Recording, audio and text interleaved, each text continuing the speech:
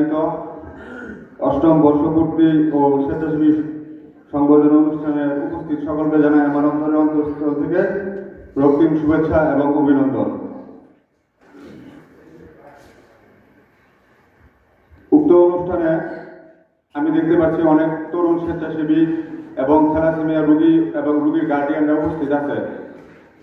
বিগত সময় ধরে এখন পর্যন্ত এই সংগঠনটি যেভাবে আপনাদের পাশে আছে ভবিষ্যতে পাশে থাকবে।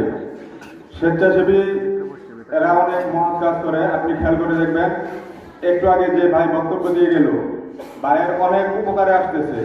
তরুণ প্রজন্মদের উচিত এভাবে এগিয়ে আসা, এবং আমি মনে করি শুধু এগিয়ে আসলে হবে না, এর সাথে আমাদের চেষ্টা রাখতে হবে আমরা যেন নতুন স্বেচ্ছাসেবী তৈরি করতে পারি। আমি একজন স্বেচ্ছাসেবী আছি, আমি কাজ করতেছি, আমার প্রতিনিধি আছে, তারা কাজ করতেছে। একটা সময় আসবে হয়তো আমার এই জায়গায় ছেড়ে চলে যেতে হবে কর্মব্যস্ততার জন্য, কিন্তু আমি যদি নতুন স্বেচ্ছাসেবী গঠন করে যেতে পারি, তারা পুনরায় এই থ্যালাসেমিয়া রোগীদের পাশে আসবে, মানুষের ভালোর জন্য কাজ করবে।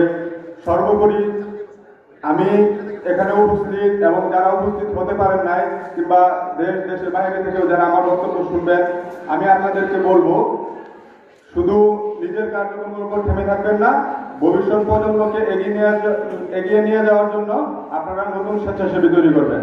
প্রত্যেকেই নিজে রক্তদান করবেন, অপরকে রক্তদানে উদ্বুদ্ধ করবেন, এবং রক্তদানের যে সুফল এটা আপনারা তাদের সাথে শেয়ার করবেন। এতে করে নতুন স্বেচ্ছাসেবী তৈরি হবে। তো আমি আয়োজক কমিটির সকলকে অসংখ্য ধন্যবাদ জানিয়ে আমি আমার সংক্ষিপ্ত বক্তব্য শেষ করছি। আসসালামু আলাইকুম। ধন্যবাদ।